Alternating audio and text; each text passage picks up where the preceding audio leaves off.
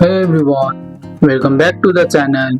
In today's video, I will show you how to change your name in the Zoom Workplace mobile app. Let's get started. First, open your Zoom app on your phone and make sure you are logged into your account.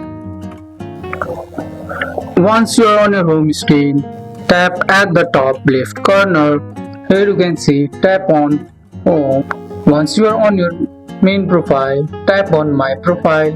Here you can see your display name, tap here, and from here you can change your name. Just type your name and tap save. Your name will be updated right away. And that's it. You have changed your name in the Zoom Workplace app on your phone. Now everyone will see you new name in the meeting or classes. That's all for today's video guys. I hope you guys like this video. If you found this video helpful, drop a like. Subscribe for more videos. Thanks for watching. See you in the next one.